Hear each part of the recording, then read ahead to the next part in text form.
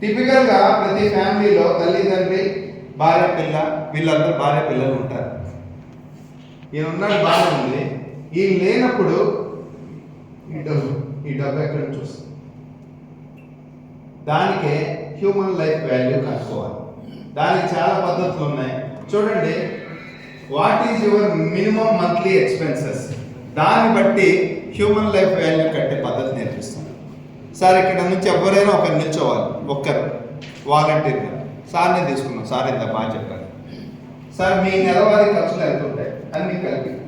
Friends వినండి, కస్టమర్తో మాట్లాడినప్పుడు కస్టమర్ ఆదాయం చెప్పడానికి ఎప్పుడు అంత సింపుల్గా ఉండదు, అవునా కదా? ఆదాయం చెప్పమంటే ఆయన భయం. చాలా మంది కస్టమర్లు కూడా వాళ్ళకి వచ్చే 4-5 లక్షలు కూడా ఇన్కమ్ ట్యాక్స్ ఏమైనా పడిపోద్దేమో అని అంటుంటారు. సో వాళ్ళ భయాలు వాళ్ళకు ఉంటాయి, వాళ్ళ భయాన్ని మనం రెస్పెక్ట్ ఇవ్వాలి. ఖర్చులు చెప్పమంటే మాత్రం ఎంత బాగా చెప్తారు. సో ఖర్చుల ద్వారా ఒక మనిషికి ఎంత ఇన్సూరెన్స్ ఉండాలో చెప్పే పద్ధతి మనం తెలుసుకుందాం. మీ మంత్లీ ఎక్స్పెండిచర్ అంటే దాంట్లో ఫుడ్కి, హౌస్ రెంట్కి, ఈఎంఐస్కి అన్ని కలిపి, పిల్లల ఫీజులకి అన్నీ కలిపి 75,000 రూపాయలు రాసుకోండి సార్, మీరు రాసేసుకోండి. ఇప్పుడు మీతోటే హ్యూమన్ లైఫ్ వాల్యూ క్యాలిక్యులేషన్ చేసి. సో ఇక్కడ చూడండి సార్, ఒక వ్యక్తికి సుమారుగా పిల్లల ఎడ్యుకేషను, మెడికల్ ఖర్చులు, కూరగాయలు, సరుకులు, తల్లిదండ్రులను చూడడానికి లోన్లు, పెట్రోలు ఇవన్నీ ఉంటాయి. ఇక్కడ ఫర్ ఎగ్జాంపుల్గా ఇవన్నీ కలిపి మంత్లీ ఎక్స్పెన్సెస్గా 50,000 రూపాయలు అవుతున్నాయి. సార్ వెనకాల వినాలి, మీరు మధ్యలో మాట్లాడకూడదు. మంత్లీ ఎంత అవుతాయి సార్? 50,000 రూపాయలు. ఏం చేయాలి? 75,200 పెట్టి మల్టిప్లై చేయండి. అట్లానే మీరు కూడా మీకు ఇచ్చే నోట్బుక్లో మీ మంత్లీ ఎక్స్పెండిచర్కి 200 పెట్టి మల్టిప్లై చేయండి. అందరు నోట్ పుస్తకాలు చూస్తారు. మీకు 10,000 ఉండొచ్చు ఖర్చులు, ఇంకొకరికి మీకు ఎంతమ్మా ఖర్చులు, మీకు ఎంత వస్తాయమ్మా ఖర్చులు? 20,000. మీకు ఎంత వస్తాయి? మీ ఖర్చులు ఇటు 200 పెట్టి మల్టిప్లై చేయండి. 75,000 ఇంటూ 200 ఎంత సార్? 1,50,000 కాదు సార్, 1,50,000. మీరు రాయండి సార్, 1,50,000. ఇప్పుడు సార్ బ్యాంకులో ఎంత ఉంచాలి? 1,50,000. 1,50,000 రూపాయలు బ్యాంకులో ఉంచాలి.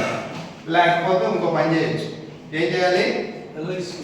1,50,000కి సంబంధించిన ఎల్ఐసి పాలసీ తీసుకోవాలి. 1,50,000 పొదుపు చేసి బ్యాంకులో పెట్టడం ఈజీనా, లేకపోతే 1,50,000 పాలసీ తీసుకోవడం ఈజీనా? పాలసీ తీసుకోవడమే ఈజీ, అంతే కదా? ఇప్పుడు మీ కస్టమర్కి ఆప్షన్ ఇవ్వండి. అయ్యా, హ్యూమన్ లైఫ్ వాల్యూ అంటే ఏం లేదు, నీ దగ్గరికి వచ్చాను, ఇప్పుడు ఈ మేడం గారే నా క్లయింట్, ఈ మేడం గారికి నెలకి 10,000 రూపాయలు ఖర్చు అవుతుంది. మీ పేరమ్మా?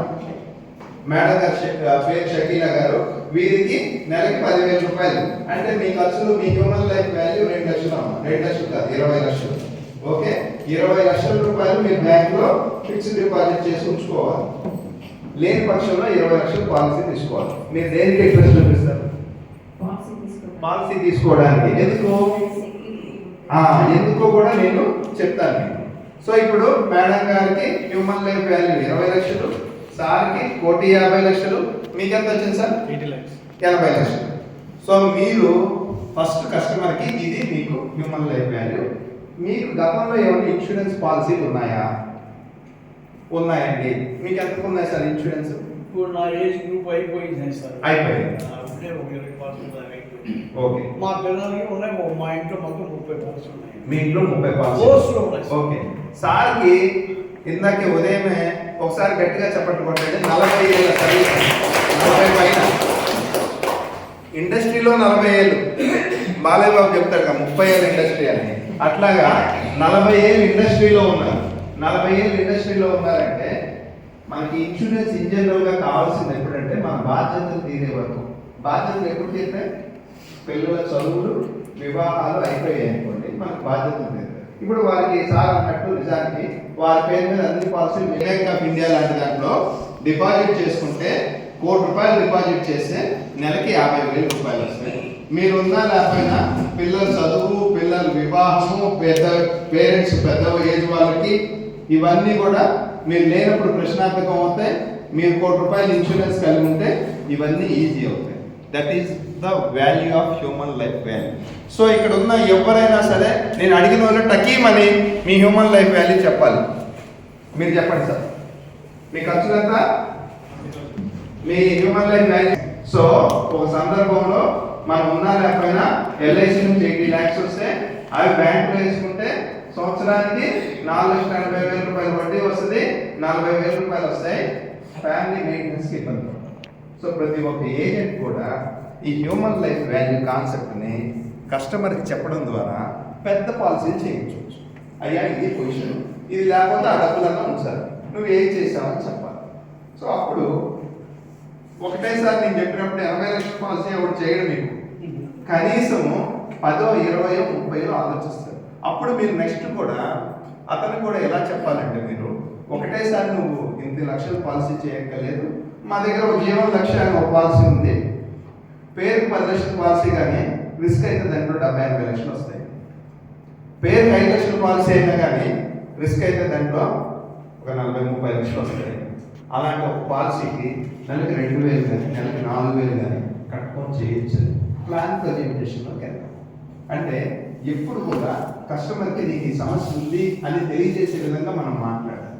ఏదో వెళ్ళాము ఆయన్ని అంచనా వేసి చేయడం కన్నా ఒక సైంటిఫిక్ అప్రోచ్. ఇది ఒకటే పద్ధతి కాదు సార్, ఇంకొక పద్ధతి, ఈజీ పద్ధతి కూడా ఉంది. సంవత్సర ఆదాయానికి లెక్క తీసుకొని సంవత్సర ఆదాయానికి ఒక మనిషికి 20 రెట్ల ఇన్సూరెన్స్ కవరేజ్ ఉంటే అతను హ్యాపీ. ఇప్పుడు నా సంవత్సర ఆదాయం 2 కోట్లు అనుకోండి, 20 లక్షలు అనుకోండి. నా సంవత్సర ఆదాయం అంతా 20 లక్షలు. 20 × 20 ఎంత? 4 కోట్లు. 4 కోట్లు ఇన్సూరెన్స్ ఉన్నా ఓకే. లేదు నా నెలవారీ ఖర్చులు ₹1,00,000, సింపుల్గా 1,00,000 × 200 అంటే 2 కోట్లు. అంటే 2 కోట్ల నుంచి 4 కోట్ల వరకు నా రేంజ్ అన్నమాట. మనం మ్యాచింగ్ ఫైనాన్షియల్ అండర్ రైటింగ్ చేసేటప్పుడు కూడా వాళ్ళు అందుకనే ఏ ఏజ్ గ్రూప్ వాళ్ళకి ఎన్ని రెట్లు ఇస్తామన్నది ఆ క్యాలిక్యులేషనే చేస్తారు. ఏజ్ పెరుగుతున్న కొద్ది తగ్గిస్తారు, ఎందుకంటే ఇక్కడ బాధ్యతలు తీరిపోతూ ఉంటాయి. ఇది ఫ్రెండ్స్, మీరందరికీ ఈ పద్ధతి తెలియాలి, ఈ బేసిక్ అనేది తెలియాలి. కస్టమర్ ముందు ఎట్లా పడితే అట్లా కాదు, మీకు ఈ ప్రాబ్లం ఉంది, ఇది లేకపోతే దీనికి సొల్యూషన్ ఏంటి ఎప్పుడైనా ఆలోచించాలన్న ఒక ఫైనాన్షియల్ ప్లాన్ మీకు తెలియదు. సో అందరి యొక్క హ్యూమన్ లైఫ్ వాల్యూస్ మీ నోట్బుక్లో వేసుకోండి. ఎప్పుడైనా మనలో లేనిది వేరే వాళ్ళకి ఇవ్వలేము. చెప్పండి, మనలో లేనిది వేరే వాళ్ళకి ఇవ్వలేము. సార్ ఒక ₹2,000 ఇవ్వండి. 2,000 ఇవ్వండి సార్. మన దగ్గర లేనిది ఇవ్వలేము. మీ దగ్గర ఉన్నాయా? లేవు కాబట్టి మీరు ఇవ్వలేకపోయారు. సో మన దగ్గర లేనిది ఇతరులకి ఇవ్వలేము. మీకే సరైన ఇన్సూరెన్స్ లేకుండా మీరు బయట వాళ్ళకి ఏం చెప్తారు? నిజం సార్. ఫస్ట్ ఒక సేల్స్ పర్సన్ గా సక్సెస్ అవ్వాలంటే ఆ ప్రోడక్ట్ మనం నమ్మాలి, మనం తీసుకోవాలి. అప్పుడు దాన్ని అమ్మడం ఈజీ అయిపోతుంది. నమ్మితే అమ్మడం ఈజీ అయింది సార్, నమ్మకపోతే ఏదో నటించినట్టే ఉంటుంది. ఇట్లా గచ్చి రచ్చగలవాలి అంటే ఫస్ట్